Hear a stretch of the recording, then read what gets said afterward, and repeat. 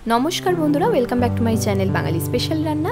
आज के आबारो निये हाजिर हয়েছি मायेर हातेर একটা खूब मजादार रेसिपि आम शोल। तो देखो मा किभाबे रेसिपिटा बानाय।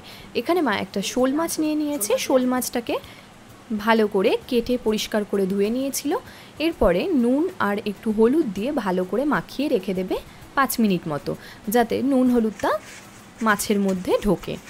আমরা শোল মাছ অনেকেই পছন্দ করি না খেতে, কিন্তু যদি এইভাবে রেসিপিটা বানানো যায় তাহলে কিন্তু খেতে মন্দ হয় না।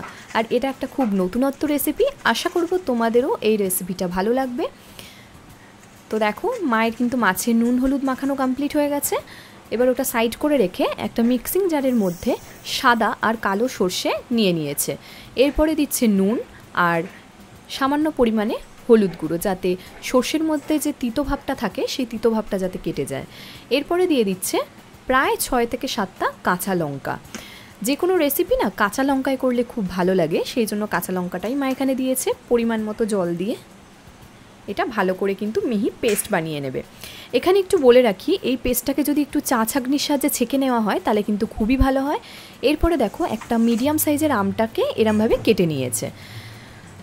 এরপর একটা কড়াইয়ের মধ্যে সর্ষের তেল দিয়ে দিয়েছে পরিমাণ মতো। তেলটা গরম হয়ে গেছে। এরপরে দিয়ে দিচ্ছে আগে থেকে নুন হলুদ মাখানো মাছের পিসগুলো।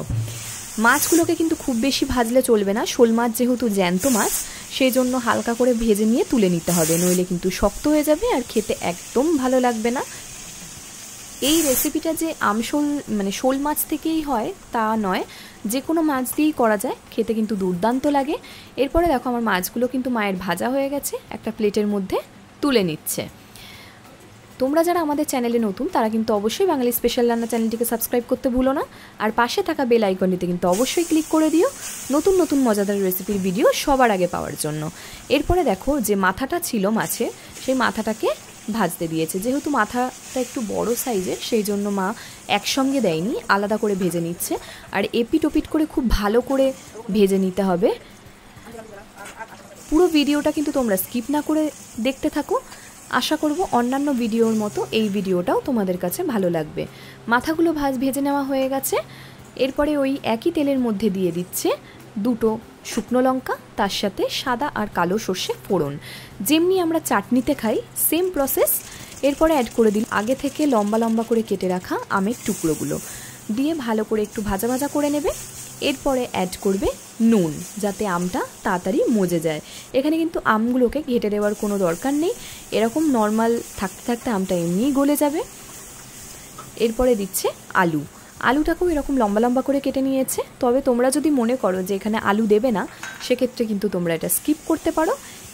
নর্মাল আম দিয়ে যদি তোমরা শোল মাছটা রান্না করো তাতেও টেস্ট কিন্তু দুর্দান্ত হবে। এরপরে অ্যাড করে দিচ্ছে হলুদ গুঁড়ো, তার সাথে চিনি। যেহেতু আমটা টক, সেই জন্য চিনির পরিমাণটা একটু বেশি দিতে হবে। এরপরে দিল আগে থেকে করে রাখা সর্ষের পেস্টটা। তোমাদেরকে আগেই বলেছি মা কিন্তু এখানে সর্ষেটা চা ছাঁকনির সাহায্যে ছেঁকে নিয়েছে, এতে হয় কি শরীরের জন্যও খুব ভালো। এরপরে অ্যাড করে দিয়েছে পরিমাণ মতো জল, জলটা দিয়ে 5 মিনিটের জন্য ফুটতে দেবে। দেখো ঝোলটা কিন্তু ফুটে গেছে। এরপরে অ্যাড করে দেবে আগে থেকে ভেজে রাখা মাছগুলো। মাছগুলোকে কিন্তু খুব সাবধানে উল্টে পাল্টে দিতে হবে, কারণ মাছগুলো ঝোলে ফোটার পরে কিন্তু নরম হয়ে যাবে, সেই জন্য ভেঙে যাওয়ার চান্সেসটা খুব বেশি থাকে। এরপরে আবার চাপা দিয়ে রেখেছিল 5 মিনিটের জন্য। 5 মিনিট পরে দেখো ঢাকনা খুলে আবার আস্তে আস্তে করে উল্টে দিচ্ছে। তোমরা যে যেরকম ঝোল খেতে পছন্দ করো সেরকম ঝোল রাখবে, তবে এটা যদি তোমরা গ্রেভি করে খেতে চাও সেক্ষেত্রেও কিন্তু মন্দ হয় না। আমরা ভাতের সঙ্গে খাবো বলে এই ঝোলটাই মা রেখেছিল। আর গরম গরম ভাতের সঙ্গে দুপুরবেলায় যদি এই তরকারি থাকে তাহলে তো আর কোনো কথাই হয় না, চেটে পুটে এক থালা ভাত নিমেষে শেষ হয়ে যাবে। তো দেখো আমাদের কিন্তু রেসিপিটা কমপ্লিট হয়ে গেছে। Tata, thank you.